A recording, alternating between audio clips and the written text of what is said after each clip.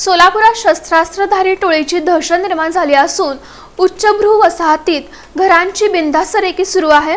हा प्रकार सीसीटीव्ही फुटेजमुळे उघडकीस आला, मात्र पोलिसांच्या गस्त व्यवस्थेवर नागरिकांनी सवाल उपस्थित केलाय। सोलापूर शहरातील घरफोडीच्या वाढत्या घटनांमुळे पोलीस प्रशासन चिंतेत असतानाच आता चोरट्यांनी अधिकच हिंसक पवित्रा घेतल्याचं समोर आलं आहे। शहरातील संकेत थोबडेनगर, वैष्णवी हाइट्स, वसंत विहार आणि राजे गणपती परिसर यासारख्या उच्चभ्रू वसाहतींमध्ये हातात कोयते आणि धारदार शस्त्र घेऊन फिरणाऱ्या एका टोळीनं रहिवाशांमध्ये दहशत निर्माण केली आहे।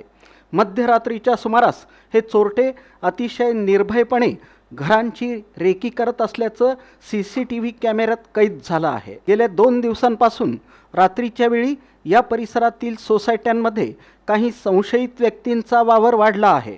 सीसीटीव्ही फुटेजवरून ही 3 ते 4 जणांची टोळी असल्याचं स्पष्ट होतं।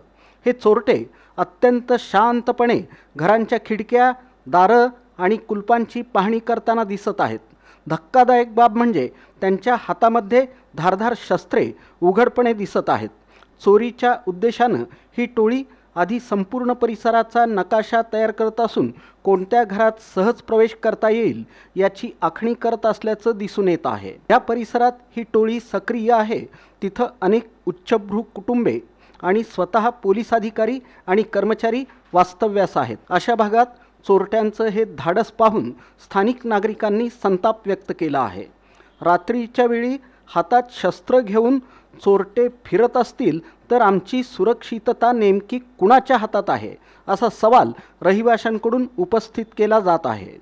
या प्रकरणी स्थानिक पोलीस ठाण्यात तक्रारी दाखल झाल्या असून सीसीटीव्ही फुटेज सोशल मीडियावर व्हायरल झाला आहे। ज्या भागात चोरट्यांचा वावर दिसून आला आहे तिथं रात्रीच्या वेळी पोलिसांची गस्त अधिक कडक करण्यात यावी, सीसीटीव्ही फुटेजमध्ये कैद झालेल्या संशयितांची ओळख पटवून त्यांच्या मुसक्या आवळण्याची कारवाई तातडीनं व्हावी, सोसायट्यांच्या सुरक्षा रक्षकांना सतर्क राहण्याबाबत आणि आपत्कालीन परिस्थितीत पोलिसांना त्वरित कळवण्याबाबत मार्गदर्शन करावं। रात्रीच्या वेळी शहराच्या प्रवेशद्वारांवर आणि महत्त्वाच्या चौक रस्त्यांवर विशेष नाकाबंदी करून संशयास्पद वाहनांची तपासणी करावी, अशी मागणी होत आहे।